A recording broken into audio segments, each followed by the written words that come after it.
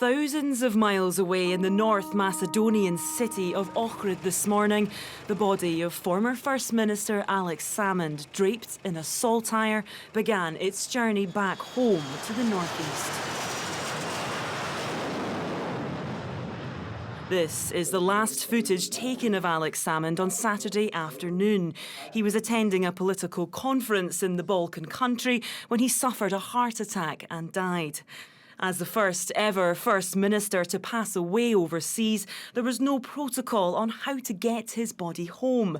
Calls for the RAF and the Scottish Government to step in followed.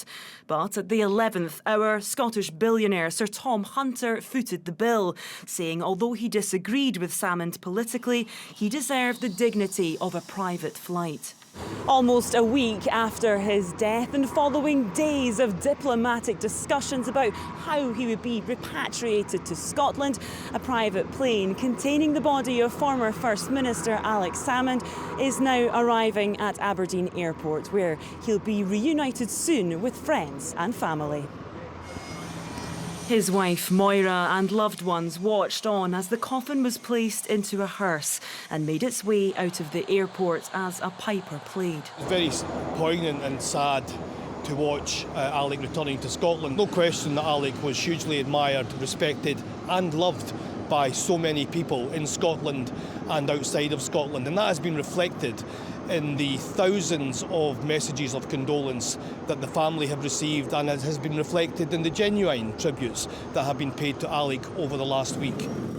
A band of pro-independence bikers led the cortege.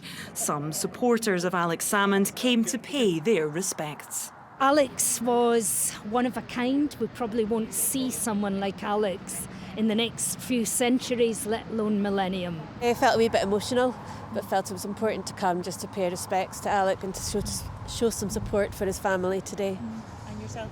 And it kind of makes it real, doesn't it? It was a real shock when we heard that Alex had passed. He meant so much to me, inspired me to get involved in a Yes campaign, and I just wanted to see him come back to Scotland. His coffin now rests in Fraserburgh, while his family return to his home in Strichen, where they will hold a private funeral in the coming days. A more public memorial service will follow to remember a leader who was part of the political fabric for decades and brought Scotland the closest it's ever been to independence. Laura Alderman, STV News.